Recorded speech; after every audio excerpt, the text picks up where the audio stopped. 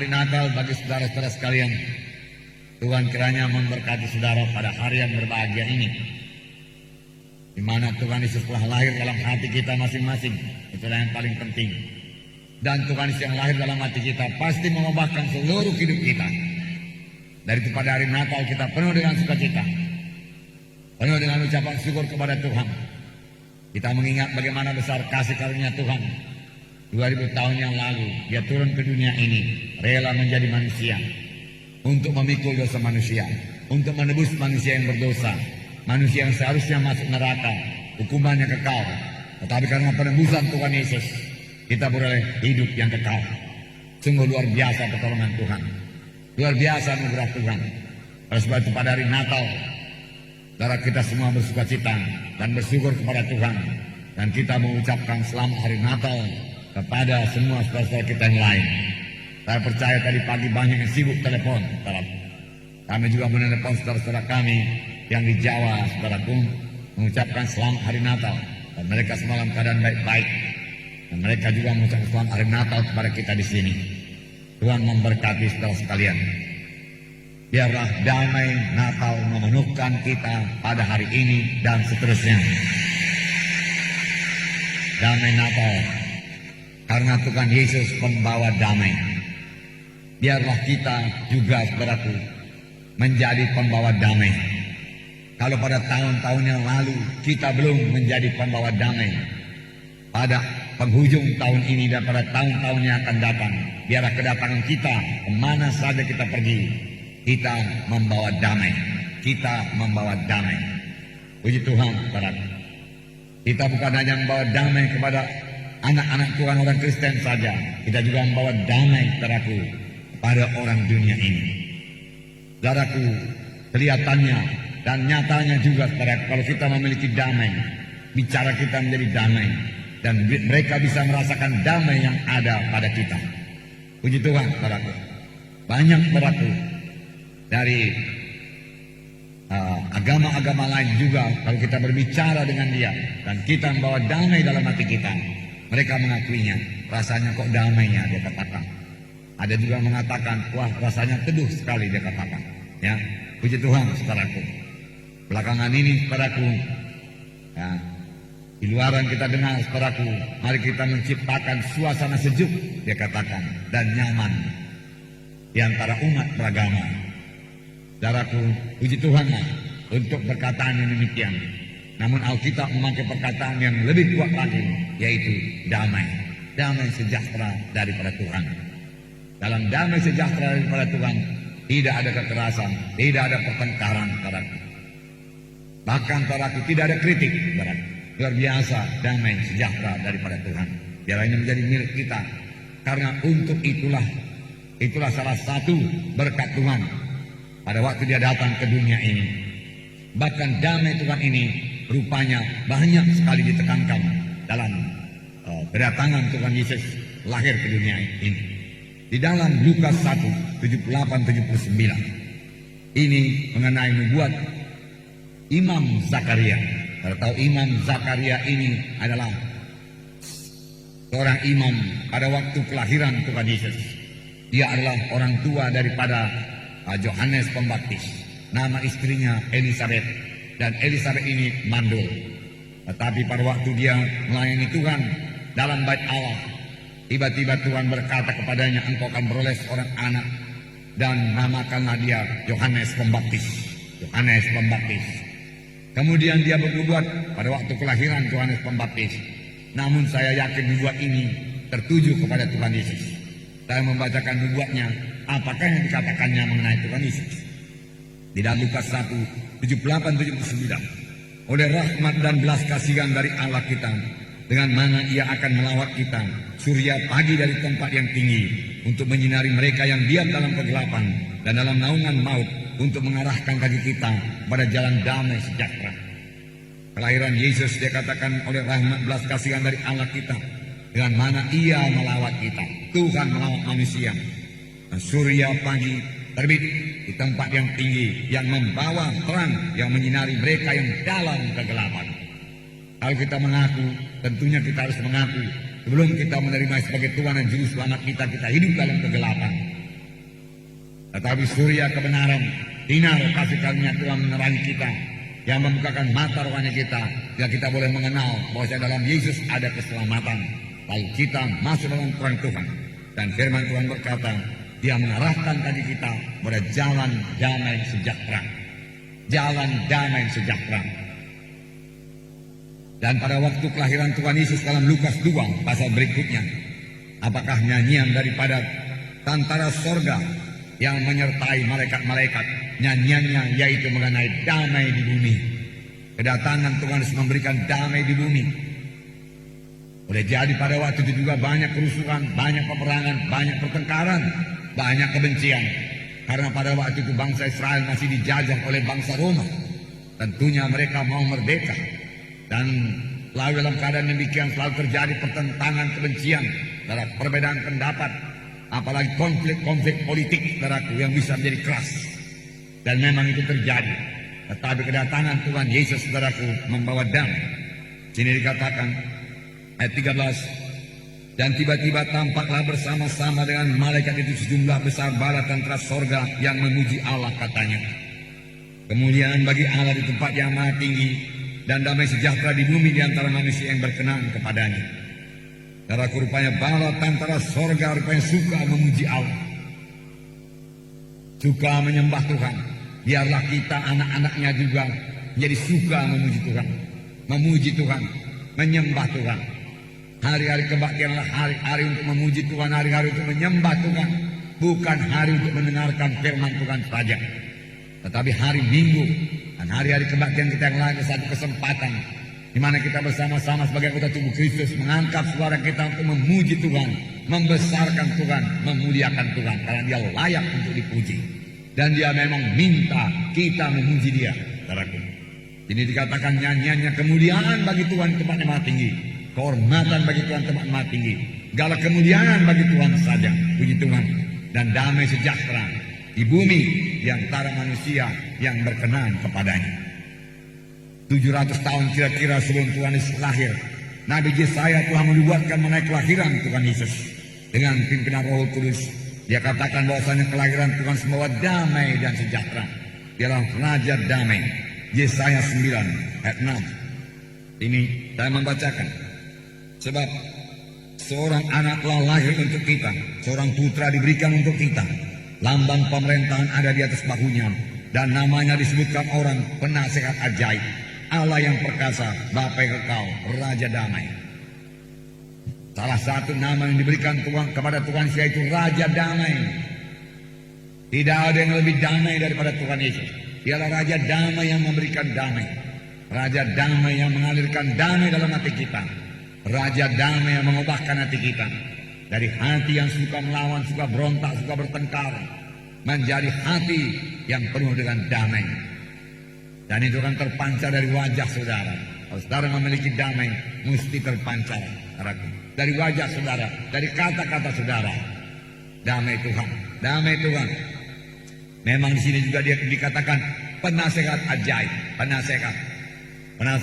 Nasihat yang paling baik adalah dari Tuhan Yesus, saudaraku.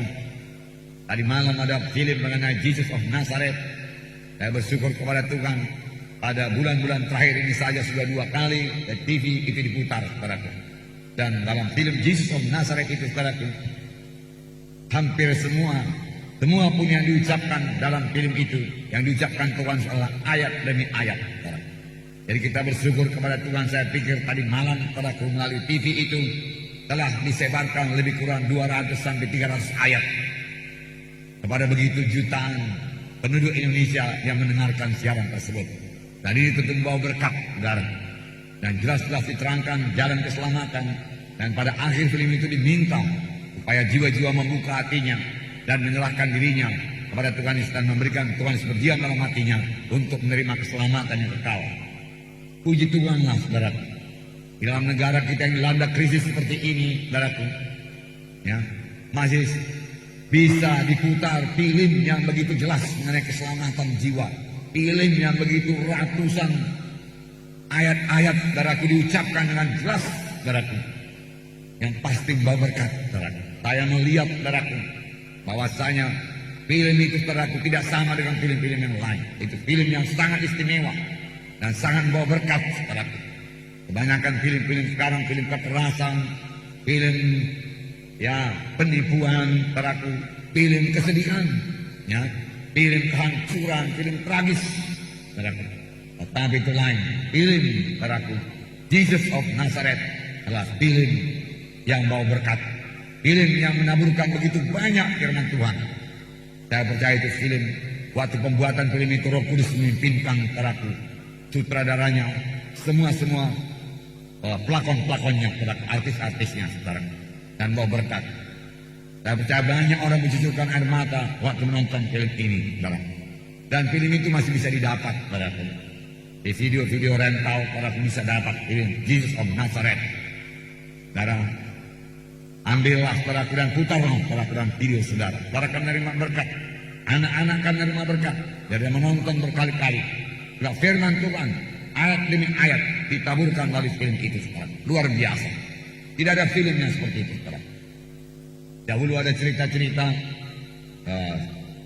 Vincent and Delilah, saudaraku, Ben Hur, saudaraku, tetapi tidak sama dengan ini. Ini betul-betul jalan keselamatan, saudaraku, dan betul-betul membawa jiwa-jiwa kepada hidup yang kekal. Jadi, saudaraku, sekaligus Injil ditaburkan melalui TV. Satu berkat yang besar bagi Indonesia ini, saudaraku. Saudara, kalau saya renungkan itu, rupanya Tuhan Yesus masih cinta kepada negara kita, Republik Indonesia ini. Jadi tentunya kita semua masih punya harapan Indonesia ini akan bertambah-tambah baik, saudara. Haleluya. Puji Tuhan, puji Tuhan, puji Tuhan. Lebih-lebih apa lagi, kita semua, saudaraku, menjadi pembawa damai. Jadi nama Tuhan Yesus dikatakan ajaib. Memang dia ajaib, sampai sekarang dia ajaib. Dia tidak berubah. Perbuatannya sampai sekarang masih ajaib. Ajaib. Ajaib. Dia masih memberikan kesembuhan yang ajaib.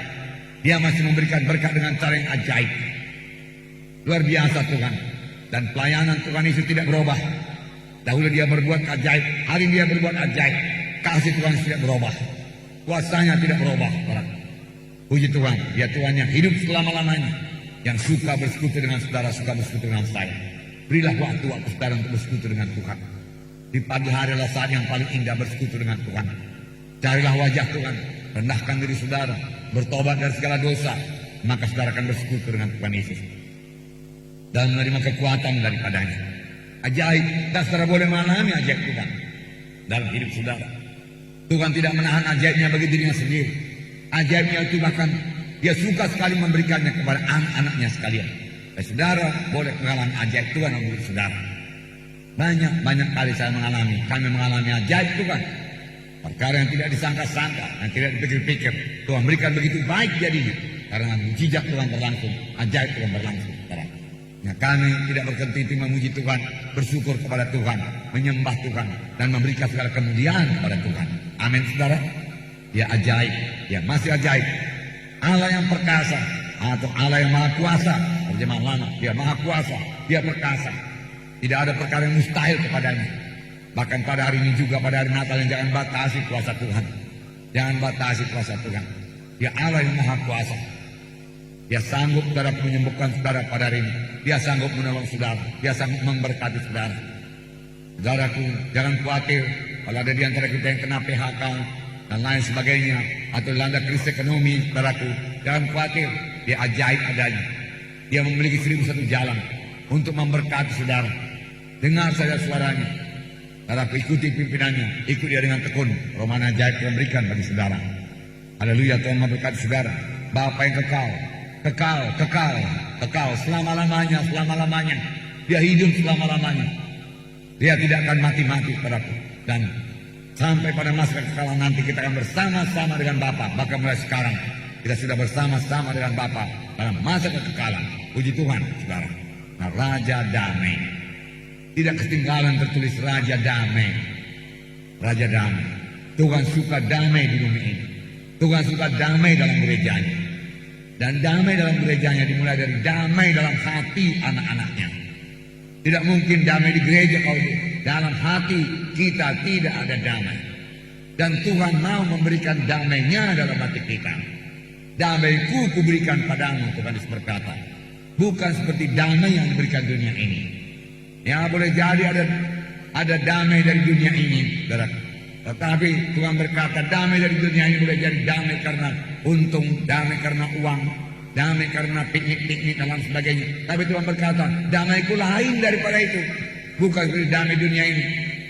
Damai Tuhan kekal, damai Tuhan teguh, damai Tuhan padaku tidak bisa hilang oleh gelombang-gelombang dunia ini, oleh kekacauan dunia ini. Tidak bisa.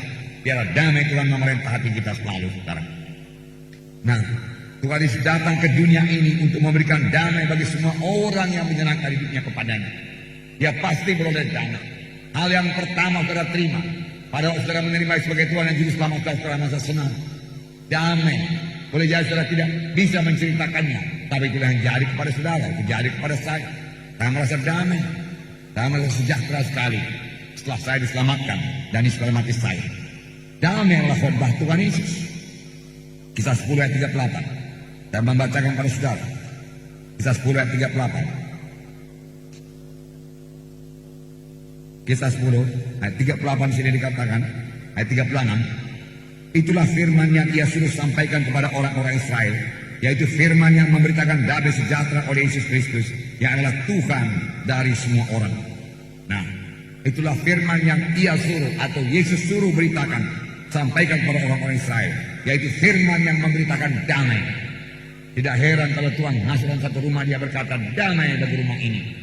Dia menyuruh murid-muridnya yang menginjil dan berkata, kalau kamu masuk rumah orang, katakan damai bagi rumah ini, sejahtera bagi rumah ini.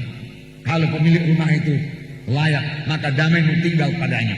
Tapi kalau dia tidak layak, maka damai itu kembali kepadamu. Tuhan berkata, berikan damai kepadamu. Banyak saudara memberikan damai, damai saudara juga tidak akan hilang, bahkan bertambah melimpah-limpah lagi dalam saudara. Damai bagi rumah ini, selamat hari Natal, damai bagimu. Amin saudara. Ya, puji Tuhan. Karena dia Raja damai tinggal bagi saudara. Ketika Tuhan Yesus melayani jiwa-jiwa, saudara, selalu jiwa-jiwa yang sudah dilayaninya itu kembali dengan damai. Saudara, kecuali yang tidak mau bertobat, kecuali yang mengkritik Tuhan Yesus. Tetapi semua yang mohon pertolongan Tuhan Yesus, apakah itu mohon keampunan dosa, mohon kebebasan daripada iblis, setan, mohon kebebasan daripada ikatan-ikatan, saudaraku, kegelapan. Semuanya mereka disuruh pulang oleh Tuhan dengan damai. Orang berdosa datang kepada Tuhan Yesus dan dia pulang dengan damai. Maka seorang perempuan berdosa di pinggir sumur Samaria dilayani oleh Tuhan Yesus. Dan perempuan itu berkata, aku tahu Mesias itu akan datang. Dan kalau dia datang, dia akan menceritakan segala perkara ini kepada kami. Tuhan Yesus berkata, akulah dia yang berkata-kata dengan engkau. Perempuan itu terkejut dan dia berlari ke kampung. Dan dia berkata, aku telah bertemu dengan Mesias. Marilah lihat, dia katakan. Dia menceritakan segala dosaku. Betapa damai hatinya. Yesus membawa damai. Membawa damai, membawa sukacita. Betapa damainya hati ibu yang anaknya, pemuda Nain itu, yang sudah mati diusung untuk dibawa ke kuburan. Di tengah jalan berjumpa dengan Tuhan Yesus. Yesus menghentikan iring-iringan itu dan dia datang ke usungan itu dan berkata, anak muda, aku berkata kepadamu, bangkitlah. Anak muda itu bangkit dan diberikannya kepada ibunya. Betapa mereka sukacita, damai, sejahtera. Inilah yang diberikan oleh Tuhan Yesus. Seorang perempuan yang sakit 12 tahun datang kepada Tuhan Yesus dan dia berkata, kalau kujamah saja jubahnya aku akan sembuh. 12 tahun menderita, 12 tahun sengsara, 12 tahun dalam kekhawatiran, 12 tahun dalam ketakutan, 12 tahun disingkirkan orang. Karena penyakit yang dialaminya itu selaku pada waktu itu dianggap najis dan tidak bisa berkumpul dengan orang ramai. Saudara, dia bertemu dengan Tuhan Yesus. Hai anakku, imanmu telah menyembuhkan engkau, pulanglah dengan selamat, tetaplah sembuh daripada penyakitmu itu. Betapa damai dia pulang, betapa sukacita dia pulang. Kepada seorang yang diusung, saudaraku, naik ke atas loteng kemudian diulurkan ke bawah, tepat di depan Yesus. Tuhan Yesus berkata, hai anakku, dosamu sudah diampuni. Pada tahun 65 pada Tuhan Yesus berkata demikian kepada saya. Memang saya tidak diusung datang ke gereja, tapi saya mengusung dosa. Saya memikul dosa, banyak dosa saya pikul ke gereja. Dan pada waktu itu saya maju ke depan dengan menangis. Saudara, saya yang pertama ke depan, saudara. Saya tahu saya berlari ke depan dan orang heran melihat saya, saudara. Pada waktu itu altar call bukannya banyak-banyak, saudara. Altar call 1 orang, 2 orang, saudara. Dan saya salah satunya. Boleh jadi pada waktu itu cuma kami sekeluarga lah yang datang ke depan. Saudara, dan saya yang paling duluan, saudara. Dan saya menangis, saudara. Saya menangis. Saya orang berdosa, Tuhan. Saya tidak layak, Tuhan. Saya tidak layak. Di sekeliling saya, saudara, kebaktian orang-orang desa semua, saudara. Dari mukanya cerah-cerah, saudara. Dan saudaraku, saya tahu Tuhan berkata kepada saya, hai anakku, dosamu sudah diampuni. Saudaraku, selesai dari gereja saya tidak mau pulang, saudara. Saya tinggal di gereja itu sampai jam 4 sampai jam 5. Berkata-kata ke sana, saya sangat sukacita, sangat damai, sangat sejahtera, saudara. Dan itu hanya beberapa waktu saja, saudaraku, sebelum Gestok, saudaraku, tahun 65, peristiwa Gestok itu, saudara, gerakan 30 September itu, saudara. Ya. Nah, saudara, yang kasih dalam nama Yesus, pada waktu itu, saudaraku, pada damainya saya dengan teman saya, saudaraku, kami keliling-keliling kota Medan di jam 10 malam. Tetapi rupanya orang semua sudah ketakutan. Kami tidak tahu politik waktu itu, kami tidak tahu apa yang terjadi. Bahkan begitu sunyinya kota Medan dan hujan lagi, dan kami berhenti berteduh di penjara Sukamulia, dan kami heran mengapa tidak ada orang yang lewat pada malam ini. Apa yang terjadi? Jam berapa ini saya katakan? Kawan saya namanya selesai. Jam berapa ini selesai? Saya katakan. Nah, saudara, dia lihat jamnya, saudara. Belum jam 10 dia katakan. Wah, rasanya seperti jam 12. Ya, tidak ada orang. Apa yang terjadi? Rupanya, saudara, sudah gerakan-gerakan itu sudah menyebar seluruh Indonesia. Kami yang tidak tahu, karena kami banyak kebaktian, saudara. Banyak kebaktian. Kadang-kadang di desa, kadang-kadang di kota. Semua kebaktian tidak ada saya tinggalkan, saudara. Saya mau lebih banyak kebaktian, lebih banyak baca Alkitab, lebih banyak baca perjanjian baru, saudara. Pujilah Tuhan, saudara. Kenapa? Ada damai Tuhan, damai Tuhan, damai Tuhan. Tuhan Yesus suka damai, dan Dia pemberi damai. Pada air laut yang bergelombang, pada angin di danau, di mana murid-murid sudah ketakutan, Tuhan Yesus berdiri dan berkata, hai danau, hai angin, aku berkata kepadamu, diam, tenanglah engkau. Ketika itu juga danau menjadi tenang sekali, dan angin menjadi reda. Dia Raja damai. Amin, saudaraku. Biarlah Dia memerintah dalam hati kita. Baik kita juga menjadi pembawa damai. Kemana saja kita datang, ucapan kita damai. Orang merasa damai, orang merasa sejahtera, orang bawa berkat, dan itu membawa orang kepada pertobatan. Ini berita Natal, berita Raja damai tinggal dalam saudara. Nah, saudara juga menjadi pembawa damai. Saya yakin, saudaraku, memang kelihatannya luar biasa kejamnya penyaliban Tuhan Yesus. Ya. Bagaimana Dia mengangkat salib, saudara lihat dalam fragmen, saudaraku, dicabukin, saudaraku. Di pala-palanya mengangkat salib, saudaraku. Seluruh tubuhnya, saudaraku, dilumuri oleh darah yang mahal daripada mahkota duri, darah yang mahal daripada punggung, saudaraku, yang dicambuk itu, saudara. Nah, kelihatannya seolah-olah tidak damai, tapi sebenarnya dalam keadaan damai yang sangat teguh pada waktu itu. Mengapa? Sesudah berdoa di Getsemani, Dia mengetahui dengan pasti bahwasanya, Dia mengetahui dengan tegas bahwasanya Bapaknya berkehendak bahwasanya Dia disalib. Setelah dengan pasti Dia mengetahui kehendak Bapaknya bahwasanya Dia harus disalib, dengan tenang Dia menghadapi salib. Dia berkata kepadaku di dalam Markus 14 ayat 42, apakah katanya kepada murid-murid setelah selesai dia berdoa, dia tahu orang yang menangkapnya itu sudah dekat, sudah datang pun, dan dia berkata dalam Markus 14 ayat 42, Markus 14 ayat 42, sini dikatakan, bangunlah, marilah kita pergi, Dia yang menyerahkan aku sudah dekat. Waktu Ia masih berbicara, muncullah Judas, salah seorang dari ke-12 murid itu, bersama-sama dengan dia serombongan orang yang membawa pedang dan pentung, disuruh oleh imam-imam kepala, ahli Taurat dan tua-tua. Saudara yang kekasih dalam nama Yesus, bangunlah, dia katakan, mari kita pergi, bukan pergi untuk lari, pergi mendapatkan orang yang menangkap Dia. Dia yang menyerahkan aku sudah dekat. Dia dengan tenang berdiri. Hanya Petrus yang tidak tenang. Petrus mencabut pedangnya dan memarah hamba imam besar. Tetapi Tuhan Yesus berkata, hai Petrus, sanggupkan pedangmu. Apakah engkau pikir aku tidak dapat memanggil sekarang ini juga 12 legion tentara malaikat untuk membebaskan kita? Tapi kalau aku berbuat demikian, aku tidak jadi menebus dosa manusia. Aku harus menebus dosa manusia. Aku tahu itu kehendak Bapakku. Dengan damai telah aku dia hadapi segala cobaan. Dia hadapi segala macam kekerasan. Dia hadapi pukulan-pukulan demi pukulan. Dia hadapi, dia dihinakan. Dia hadapi tuduhan-tuduhan palsu. Dengan damai Tuhan dalam dia damai yang begitu teguh. Dia tidak melawan. Dia tahu itu kehendak Bapaknya. Sampai dia mengangkat salib dari Yerusalem ke Golgota. Tetapi sebelum itu dia dibawa kepada Pilatus. Pilatus heran. Dalam Matius 27 ayat 14 dikatakan. Matius 27 ayat 14. Sini dikatakan. Matius 27 ayat 14. Sini dikatakan. Ayat 13 dan 14. Maka kata Pilatus kepadanya, tidakkah engkau dengar betapa banyaknya tuduhan saksi-saksi ini terhadap engkau? Tetapi ia tidak menjawab suatu kata pun. Sehingga wali negeri itu sangat heran. Banyak tuduhan-tuduhan palsu dilontarkan kepada Tuhan Yesus. Tapi Tuhan Yesus sedikit pun tidak menjawab. Sehingga Pilatus heran. Dan dia berkata, tidakkah engkau dengar begitu banyak tuduhan-tuduhan yang disampaikan kepadamu? Mengapa engkau tidak menjawab apa-apa? Biasanya orang yang dituduh, apalagi tuduhan palsu, dia berontak, dia membela dirinya, dia balas. Tapi Yesus tidak berbuat demikian. Damai Tuhan memenuhkan hatinya. Dia sudah tahu pasti bahwasanya dia harus disalib untuk keselamatan manusia. Maka dia tidak perlu menjawab itu semuanya.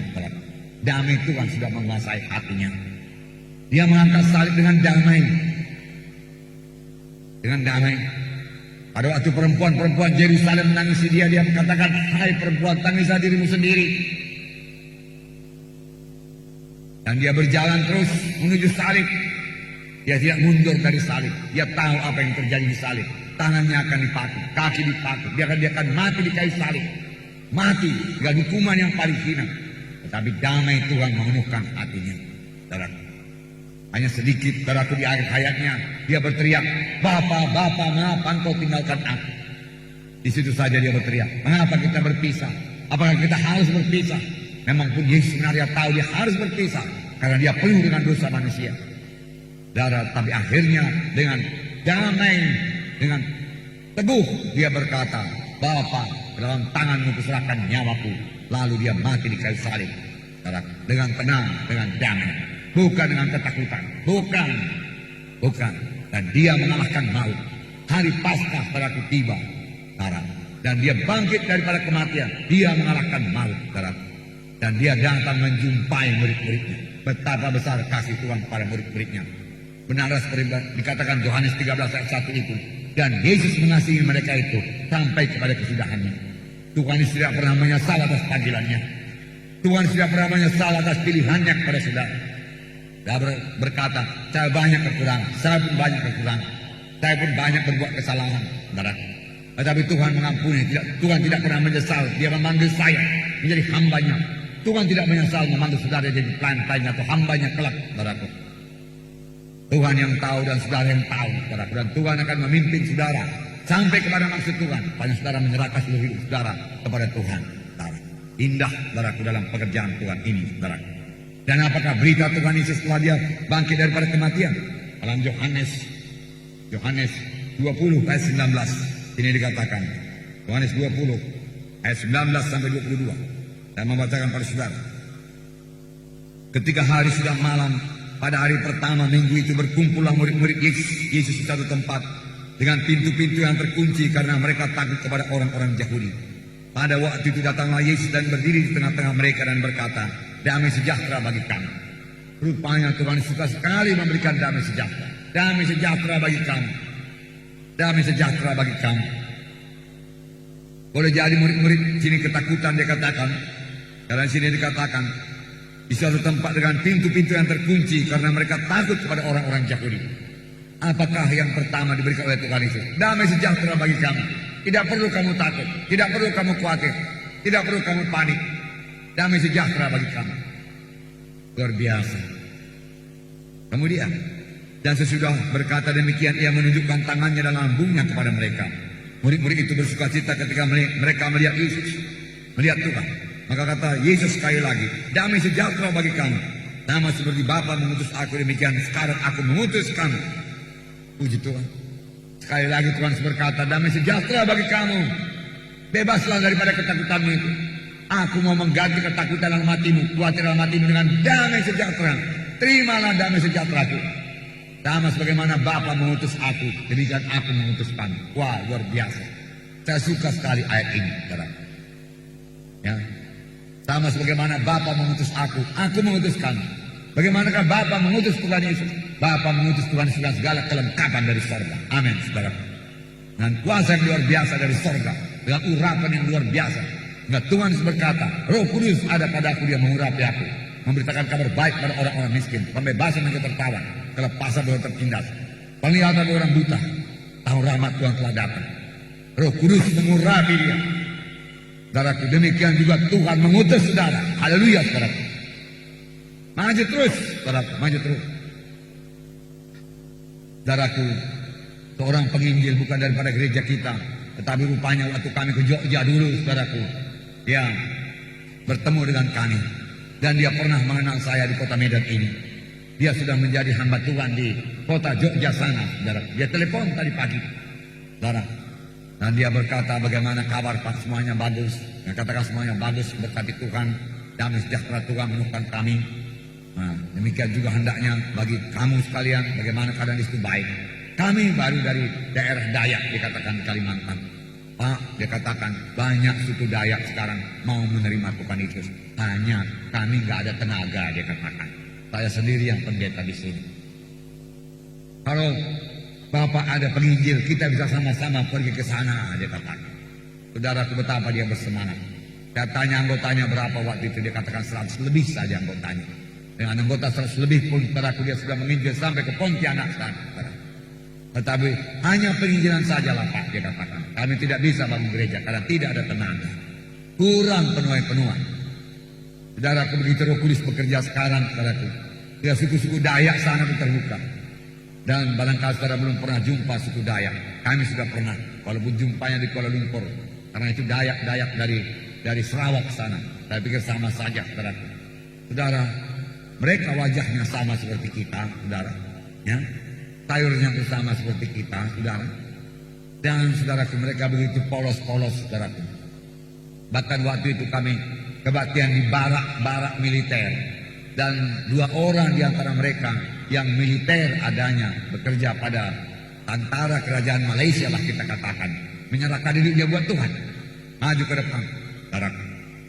Kalau sekiranya saya katakan waktu itu sudahlah, berhentilah kamu jadi militer ini, masuklah jadi tentara sorga. Saya percaya dia mau. Tapi kami sendiri mengatakan, tunggulah, nanti Tuhan buka jalan.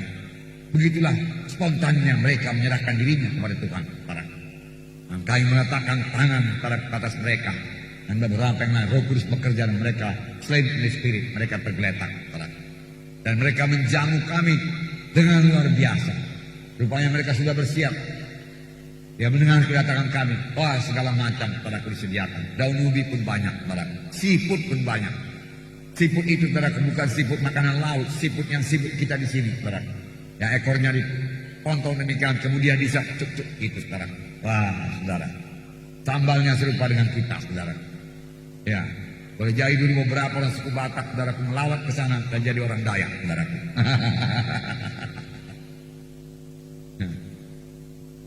Mereka juga makan babi, saudaraku. Ya. Dan mereka punya rumah panjang, sama seperti rumah Batak itu, saudaraku. Rumah panjang namanya. Nah, banyak yang belum selamat. Banyak lagi kerja, saudaraku. Banyak lagi kerja. Itu hanya bisa dikerjakan dengan damai Tuhan dalam hati kita. Amin, saudara. Damai sejahtera diberikan padamu. Sama sebagaimana Bapa mengutus aku mengutus kamu. Jadi saudara, kalau saudara diutus Tuhan jadi penginjil, jadi hamba Tuhan, percaya sajalah kuasa Tuhan menyertai saudara. Amin. Ya. Tuhan tidak begitu lalai, saudara. Tuhan tidak begitu lalai untuk mengirimkan kita melawan setan tanpa melengkapi kita lebih dahulu. Tuhan tidak lalai. Bahkan, saudaraku, cara kasarnya, Tuhan tidak bodoh, saudara. Ya. Misalnya saya tidak menyuruh anak saya ke satu tempat yang berbahaya, saudara. Ya. tanpa melengkapi dia lebih dahulu. Tidak, saudara. Dan lengkapi dia lebih dahulu. Amin, saudara. Ya, demikian Tuhan. Demikian. Sama sebagaimana Bapa mengutus Yesus. Demikian Yesus mengutus saudara. Yesus mengutus saya. Pada dunia yang gelap ini. Dunia yang frustrasi. Dunia yang stres. Dunia yang kacau balau, saudara. Dunia yang stres. Saudara bisa rasakan kalau saudara keluar ke jalan sana. Atau masuk ke pasar-pasar itu, saudaraku. Ya. Saudara lihat jumpa orang-orang stres. Supir-supir yang stres. Pegawai-pegawai yang stres. Buru-buru yang stres. Perlu sekali damai itu, Pak. Dan damai itu ada pada Yesus. Dan karena Yesus adalah mati saudara, maka saudara juga memiliki damai Tuhan. Amin. Puji Tuhan, peliharalah damai Tuhan itu. Oleh sebab itu pada hari Natal ini biarlah kita menjadi pembawa damai. Tuhan Yesus menghendaki kita menjadi pembawa damai. Sanggupkah kita menjadi pembawa damai? Saudara, Tuhan Yesus waktu dia di dunia ini dia sama seperti manusia. Dia telah menanggalkan kemuliaannya. Dia dilengkapi dengan Roh Kudus. Dia dipenuhi dengan Roh Kudus, diurapi oleh Roh Kudus. Dan dia melakukan tanda jasa dan mujizat. Filipi pasal 2 mengatakan bahwasanya dia mengosongkan dirinya. Dia menjadi sama seperti manusia. Itu sebabnya setan mencobai dia. Kalau dia dalam keadaan Allah, saudaraku, setan tidak akan mencobai dia. Tidak mungkin mencobai Tuhan, saudara. Allah tidak bisa dicobai. Tidak mungkin. Tetapi karena setan ini punya pengharapan bahwasanya Yesus dalam keadaan manusia bisa jatuh kepada dosa. Dia coba. Jika engkau anak Allah, jadikanlah batu-batu menjadi roti. Ada tersurat bukan dari manusia, bukan dari roti saja manusia dapat hidup. Jika engkau anak Allah, jatuhkanlah dirimu ke bawah. Karena ada tersurat dia akan mengutus malaikatnya supaya menantang kakimu, supaya tidak terangkut pada batu. Tuhan Yesus berkata, ada tersurat, jangan coba Allah Tuhan. Jikalau engkau anak, semua ini kuberikan kepadamu, bersembahlah aku. Ada tersurat, Allah Tuhanmu saja yang patut engkau sembah. Dan iblis mundur daripadanya. Iblis mencobai Tuhan Yesus, setan mencobai Tuhan Yesus. Karena dia dalam keadaan tubuh manusia. Filipi pasal 2 ayat 7. Melainkan telah mengosongkan dirinya sendiri dan mengambil rupa seorang hamba dan menjadi sama dengan manusia. Menjadi sama dengan manusia. Yesus menjadi sama dengan manusia. Dia merasa lapar. Kalau dia dalam keadaan Allah, dia tidak lapar-lapar. Kalau dia dalam keadaan Allah, dia tidak capek-capek. Kalau dia dalam keadaan Allah, dia tidak perlu tidur. Nggak perlu. Allah adanya. Tapi dia dalam keadaan manusia. Sama seperti manusia. Dan dalam keadaan sebagai manusia, ia telah merendahkan diri dan taat sampai mati, bahkan mati di kayu salib. Itulah sebabnya Allah sangat meninggikan dia dan mengaruniakan kepada nama di atas segala nama. Pada dalam nama Yesus bertekuk lutut segala yang ada di langit dan yang ada di atas bumi dan ada di bawah bumi, dan segala lidah mengaku Yesus Kristus adalah Tuhan bagi kemuliaan Allah Bapa. Luar biasa, saudaraku. Tetapi dia sanggup menjadi pembawa damai. Oleh sebab itu, saudaraku, kita juga harus sanggup, saudaraku, menjadi pembawa damai. Terlebih-lebih Roh Kudus yang memenuhkan kembali sama dengan Roh Kudus yang memenuhkan kita. Dan firman Tuhan berkata, buah Roh Kudus yaitu kasih, sukacita, damai sejahtera. Damai sejahtera memenuhkan kita. Amin, saudaraku. Itu buah Roh Kudus. Panjang saudara penuh dengan Roh Kudus, maka damai sejahtera memenuhkan saudara. Jangan mau diganggu oleh kemarahan saudara, emosi saudara. Jangan biarkan itu mengganggu damai sejahtera Tuhan. Saudaraku, jangan. Saudara, ini berarti segala pertengkaran dalam hati kita boleh diganti dengan damai Tuhan. Segala perselisihan dalam hati kita boleh kita ganti, kita mohon kepada Tuhan, gantikan dengan damai Tuhan. Segala perkelahian, sikap balas dendam, sikap kemarahan, saudaraku, pemberontakan, bisa kita mohon kepada Tuhan, gantikan dengan damai-Mu Tuhan. Gantikan dengan damai-Mu. Bahkan stres, frustrasi bisa diganti dengan damai Tuhan. Mengapa orang stres? Karena tidak memiliki damai Tuhan. Tidak memiliki damai. Yesus bergerak dalam damai. Damai yang diberikan padamu. Damai yang diberikan padamu. Puji Tuhan. Jadi karena Tuhan sudah tinggal dalam hati kita, harusnya kita semua memiliki damai dan menjadi pembawa damai. Seperti ditulis dalam Filipi pasal 4 ayat 7. Ini dikatakan, damai sejahtera Allah yang melampaui segala akal akan memelihara hati dan pikiranmu dalam Kristus Yesus. Damai sejahtera Allah yang melampaui segala akal akan memelihara hati dan pikiranmu dalam Kristus Yesus. Luar biasa. Luar biasa. Damai sejahtera Allah. Damai sejahtera Allah yang memenuhi segala hati dan pikiranmu di dalam Kristus. Puji Tuhan.